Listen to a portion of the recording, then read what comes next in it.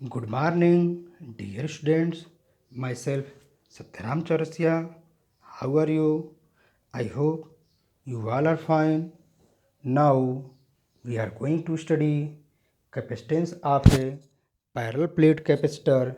with a dielectric slab between plates. ठीक, तो हमने यहाँ पर क्या कहा, यहाँ पर हमारे पास एक पैरेलल प्लेट कैपेसिटर, जस्ट इसके पहले जो टॉपिक पढ़ा गया था वहाँ पर और क्या था, ये पैरेलल प्लेट कैपेसिटर के बीच में ये डायलेक्ट्रिक स्लैब नहीं था। वहाँ पर क्या था, एयर और वैक्यूम को हमने कंसिडर किया था, बट इन दिस केस हम क्या करेंगे, यहाँ पर कोई स्लैब है जो कि पुट कर दिया गया है। कहा कि हमारे पास क्या है, slab, dielectric slab between the plate, यानी इसमें पुट कर दिया गया। ठीक, let us consider a parallel plate capacitor having plate charge Q. हमारे पास क्या है, चार्ज हो गया, क्यू दिया गया है, यानी इस चार्ज प्लेट पर क्या प्लस क्यू है और यहाँ पर क्या होगा, और यहाँ प्लस चार्ज क्यू दिया जाएगा तो ड्यू टू इंडक्शन इसमें माइनस आएगा। ये कैसे चार्ज इंडक्शन हो रहा है इसके बारे में हम लोग पहले, इसके जस्ट पहले वाले टॉपिक में पढ़े थे कि पैरेलल प्लेट कैपेसिटर में कैसे चार्ज का यहाँ पर इंड्यूस हो रहा है। एक्चुअली यहाँ पर जब चार्ज दिया जाता है तो यहाँ पर पॉजिटिव होगा तो यहाँ पर निगेटिव इंड्यूस होगा, और इस पर भी पॉजिटिव इंड्यूस होगा तो पॉजिटिव ट्रांसफर होकर अर्थ में चला जाएगा। हमने जो अर्थिंग लगा रखा है इसलिए क्या हो जाएगा, अर्थ में चला जाएगा। नाउ अब कंसिडर करते हैं कि प्लेट एरिया, तो प्लेट एरिया ये जो हमारे पास मेटेलिक प्लेट है, इस प्लेट एरिया क्या है, हमने कंसिडर कर लिया प्लेट एरिया क्या है, वह ए है। ये प्लेट एरिया क्या है, प्लेट एरिया ए है। And separation between the plates, तो ये जो हमारे पास प्लेट हैं इनके बीच सेपरेशन कितनी है, डी है। तो हमारे पास जो प्लेट एरिया मिल गया वो ए मिल गया और सेपरेशन डी मिल गया। Now suppose a slab of some dielectric material of dielectric constant K, तो हमने क्या किया, डायलेक्ट्रिक मटेरियल लिया जिसका डायलेक्ट्रिक कांस्टेंट क्या है, के है,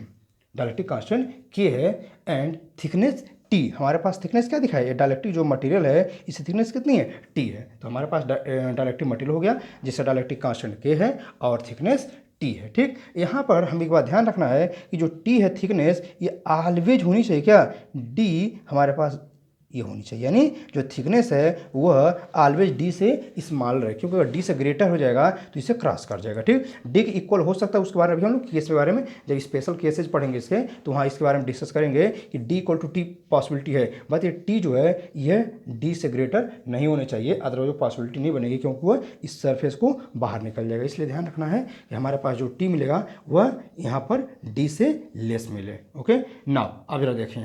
यहाँ पर हम जरा देखते हैं अब क्या किया गया, इसको इंट्रोड्यूस कर दिया गया, यानी इस डायलेक्ट्रिक स्लैब को introduced between the plates, then the distance between the plate is T in the dielectric and D. अब जरा देखें हमारे पास डायलेक्ट्रिक का यहाँ पर टी डिस्टेंस हो तो यहाँ से यहाँ तक डी था तो कितने पार्ट में एयर होगा, तो जरा देखें ओवरऑल डी है और ये डायलेक्ट्रिक टी है, तो हमारे पास डी माइनस टी, तो डी माइनस टी जो थिकनेस होगा इस थिकनेस में क्या होगा, एयर होगा, यानी टी में हमारे पास डायलेक्ट्रिक मटेरियल है और डी माइनस टी में एयर है। ठीक, then the magnitude of electric field between the plates in air, तो हमारे पास जो एयर का रीजन है यहाँ पर इलेक्ट्रिक फील्ड का मैग्नीट्यूड क्या होगा, तो इलेक्ट्रिक फील्ड का मैग्नीट्यूड हमें मिलेगा तो हम यहाँ पर E इक्वल टू, तो जरा हम इसे क्या करते हैं आइडेंटिफाई करने के लिए, डिस्टिंग्विश करने के लिए ई नाट मान लेते हैं, जो कि हमारे पास क्या है इलेक्ट्रिक फील्ड जो कि एयर में है, तो ये क्या मिल जाएगा, ये मिल जाएगा Q upon epsilon not E। ये हम लोग इसको पहले भी पढ़ चुके हैं, गॉस थ्योरम में भी इसे Q upon epsilon not E इस फार्मूले को पढ़ चुके हैं। तो this is the electric field in the air, तो हमारे पास एयर मिल जाएगा, and that in the dielectric slab, तो electric field in the dielectric slab में क्या मिल जाएगा, अब जो यहाँ पर जो मिल जाएगा हम यहाँ पर ई से डिनोट कर देते हैं, तो क्या मिल जाएगा क्यू अपान यहाँ पर के एप्सिलॉन नॉट ए। ये क्या क्या है, डायलेक्ट्रिक कांस्टेंट है जो कि हमने डायलेक्ट्रिक मटेरियल को पुट किया गया था उसका डायलेक्ट्रिक कांस्टेंट होगा। अब जरा देखें तो हमें यहाँ पर इलेक्ट्रिक फील्ड ई नाट मिल गया यहाँ और यहाँ पर इलेक्ट्रिक फील्ड ये जैसे हमने यहाँ ई नाट और यहाँ ई नाट शो किया है और यहाँ पर ई शो किया है। ठीक, अब जरा देखें तो हमें क्या ई नाट कहाँ पर मिला, ई नाट जो मिला इतने डिस्टेंस में मिला, और ई कहाँ से मिला, इस टी थिकनेस में, जो टी थिकनेस है उसमें हमको ई मिल गया। अब जरा कंसिडर कर लें if the potential difference between the plate is भी, हमने यहाँ पर क्या होगा, जो प्लेट्स हैं इस प्लेट के बीच में पोटेंशियल डिफरेंस अगर भी हो जाए तो हमें फार्मूला पता है क्या, यहाँ पर पता है कि E equal to V upon D होता है, तो this imply that V equal to E into D हो जाएगा। देयरफॉर हम क्या लिख सकते हैं, देयरफॉर यहाँ पर वी इक्वल टू मिल जाएगा, तो जरा देखें इलेक्ट्रिक फील्ड बोले हम एयर का लें तो एयर में इलेक्ट्रिक फील्ड कितना था, ई नाट था, और थिकनेस है डी जो है थिकनेस कितना है, तो यहाँ पर डी माइनस टी मिला है प्लस। अब यहाँ पर जरा देखिए डाइलेक्ट्रिक मटेरियल में हमारे पास इलेक्ट्रिक फील्ड कितना था, ई था, और यहाँ पर थिकनेस कितनी है, टी है। ठीक, अब जरा देखें ई नॉट वैल्यू हमारे पास यहाँ से मिल जाएगा, तो इससे हम जरा वैल्यू पुट कर दें, देयरफॉर भी इक्वल टू क्यू कितना है, Q not upon epsilon not a, और यहाँ के मल्टीपल फॉर्म में डी माइनस टी हो जाएगा, प्लस ई वैल्यू कितनी है, तो क्यू अपॉन के एप्सिलॉन नॉट ए, और यहाँ क्या हो जाएगा, यहाँ पर टी हमारे पास आएगा, यहाँ पर थिकनेस कितनी है, टी है। ठीक, अब जरा यहाँ देखें जो टर्म कॉमन दिख रहा है उस टर्म को कॉमन ले लें। ठीक, तो यह हो जाएगा दिस इम्प्लाई दैट भी इक्वल टू, हमें कॉमन क्या दिख रहा है, तो Q upon epsilon not a, Q upon epsilon not a हमारे पास कॉमन दिख रहा है, तो Q upon epsilon not a common दिख रहा है, तो यहाँ बचेगा क्या, यहाँ पर बच जाएगा हमारे पास क्या, डी माइनस टी, प्लस यहाँ पर क्या बचेगा, टी अपॉन के, टी अपॉन के, यानी हमारे पास ये टर्म मिल गया। ठीक, अब जरा देखें ये हमारे पास टर्म मिल गया, अब फाइंड आउट क्या करना है, तो हमें फाइंड आउट करना था capacitance of A parallel plate capacitor, यानी कैपेसिटेंस फाइंड आउट करना है। तो by the definition capacitance of capacitor जो मिलता है तो क्या हो जाता है, सी इक्वल टू क्यू अपॉन भी, तो देयरफॉर सी इक्वल टू यहाँ क्या मिल जाएगा, क्यू वैल्यू पुट कर दें, क्यू अपॉन भी वैल्यू पुट कर दें, तो भी वैल्यू क्या मिला था, Q upon epsilon not a, और यहाँ मिल जाएगा D minus T plus T upon के। ठीक, क्यू से क्यू कैंसिल आउट हो जाएगा, तो this imply that C equal to, जरा देखें अब क्या मिल जाएगा हमको, ये टर्म न्यूमरेटर में चला जाएगा, तो ये हो जाएगा epsilon not A upon Q से क्यू कैंसिल आउट हो गया, यहाँ पर क्या बचा, D minus T plus T upon के। ये तो हमारे पास ये फार्मूला मिल गया, this is the required formula, यही तो हमारे पास क्या है, यही फार्मूला हमें मिल गया, this is required formula for capacitance of parallel plate capacitor with dielectric slab between plates, हमारे पास ये फार्मूला मिल गया। ठीक, तो अब इस फार्मूले को जरा देखें तो हमें क्या दिख रहा है, यहाँ पर हमारे पास जो फार्मूला दिख रहा है, यहाँ पर क्या है, डाइलेक्ट्रिक जो हमारे पास मटेरियल है ये अपान में, जैसे दिस अपान दिस, यानी ये सॉल्व करेंगे ऊपर चला न्यूमरेटर में चला जाएगा, यानी क्या दिख रहा है, यहाँ पर जो डाइलेक्ट्रिक स्लैब हमारे पास होगा, जिसका डाइलेक्ट्रिक कांस्टेंट अगर के होगा तो क्या दिख रहा है, ये तो ऑलवेज ग्रेटर देन 1 होगा, क्योंकि हमने डाइलेक्ट्रिक मीडियम में भी बात किया है, तो ये ग्रेटर देन 1 होगा, तो यानी क्या होगा, इस केस में हमारे पास जो कैपेसिटेंस होगा वो क्या कर जाएगा, इंक्रीज कर जाएगा, कैपेसिटेंस इंक्रीज कर जाएगा, means parallel plate capacitor comparison में यहाँ पर कैपेसिटेंस इंक्रीज कर जाएगा, यानी इफेक्टिव हमारे पास जो, क्योंकि इफेक्टिव डिस्टेंस जो होगी वो इंक्रीज कर जाएगी, और इफेक्टिव इंक्रीज करने से क्या हो जाएगा, हमारे पास वहाँ पर कैपेसिटेंस इंक्रीज कर जाएगा। ओके, नाउ अब इसके बाद क्या करेंगे, हम इसमें कुछ इसके स्पेशल केसेज पढ़ेंगे, जो हमारे पास फार्मूला मिल रहा है तो इससे कुछ स्पेशल केस मिलेंगे, तो हम क्या करें, अब इनके कुछ स्पेशल केस स्टडी कर लें। ठीक, तो हमारे पास यहाँ पर कुछ केसेज मिलेंगे, उन केस को क्या किया जाए, स्टडी कर लिया जाए। तो हमारे पास पहला केस हम लेते हैं, case first,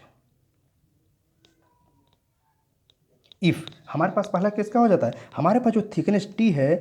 T equal to D हो जाए, हमें पहले कहा था कि अगर हम यहाँ पर एक बार कंसिडर करेंगे कि अगर टी इक्वल टू डी हो जाएगा तो क्या हो जाएगा, तो हमारे पास जो फार्मूला मिल रहा था उस फार्मूला अगर पुट करें तो यहाँ पर सी इक्वल टू क्या मिल जाएगा, टी इक्वल टू डी करेंगे तो C equal to epsilon not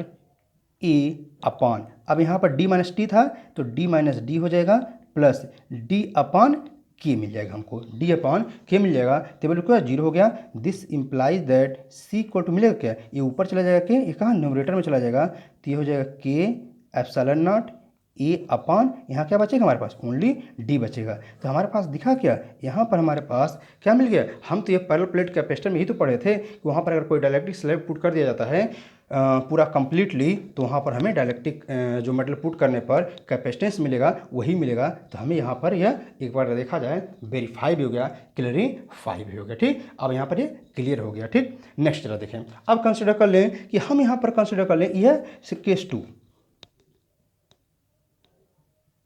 क्या केस 2 ये कंसिडर कर लें कि क्या हो जाए, इफ देयर बी वैक्यूम और air in the whole space between the plate, यानी ओवरऑल प्लेट में क्या एयर या वैक्यूम हो, तो दैट इज क्या हो जाएगा, यहाँ पर टी इक्वल टू जीरो, सीधा सा मतलब टी इक्वल टू जीरो हो जाएगा। तो हम देखेंगे फार्मूला क्या हो जाएगा, दिस इम्प्लाई दैट हमारे पास जो फार्मूला बनेगा यहाँ पर सी इक्वल टू मिल जाएगा क्या, यहाँ टी इक्वल टू हमने जीरो कर दिया तो ये मिल गया epsilon not A upon D minus T, T मतलब जीरो हो गया तो यहाँ पर डी माइनस जीरो हम दिखा देते हैं प्लस जीरो अपॉन के। तो दिस इम्प्लाइज, जरा देखें डी माइनस टी तो डी हो जाएगा और जीरो अपॉन के इन्फिनिटी हो जाएगा, ये हमारे पास कैंसिल, फिर वो अपान में है फिर वो जीरो हो जाएगा, तो हमारे पास सी इक्वल टू क्या मिल जाएगा, C equal to epsilon not A upon क्या मिलेगा यहाँ पर डी, और ये के कहाँ चला जाएगा, ये तो खर के चला गया, ये तो जीरो हो गया। ठीक, तो हमारे पास C equal to epsilon not A upon D मिल गया। This is the required formula. यानी अगर हमारे पास कोई डायलेक्ट्रिक स्लैब ना हो, कोई डायलेक्ट्रिक स्लैब ना हो, प्लेट के बीच में एयर और वैक्यूम हो, तो हमें यहाँ इलेक्ट्रिक फील्ड जो मिल जाएगा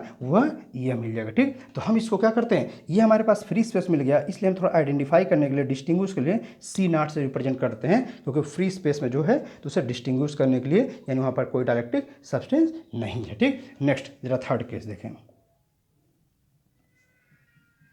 केस थर्ड। अब केस थर्ड हम क्या लेते हैं, केस थर्ड जो हमारे पास हो जाए, यहाँ पर कंसिडर कर लेते हैं कि कोई हमारे पास जो डायलेक्ट्रिक मटेरियल पुट किया गया था, यहाँ पर जो स्लैब हमने पुट किया है, ये ओवरऑल में डायलेक्ट्रिक स्लैब में पुट कर क्या कर दें, कोई मेटल पुट कर दें, कोई मेटल पुट कर दें। तो अब मेटल की जब पुट करें तो क्या होगा, जैसा कि हम जानते हैं, as we know that the dielectric constant of metal क्या होता है, इनफाइनाइट होते हैं। जो मेटल के डायलेक्ट्रिक कांस्टेंट होते हैं वो इनफाइनाइट होते हैं। देयरफॉर सी इक्वल टू मिलेगा, तो हमें सी इक्वल टू मिल जाएगा epsilon not A upon D minus T था। ठीक, तो डी माइनस टी यहाँ पुट करेंगे तो हम डी माइनस टी पुट कर दें, माइनस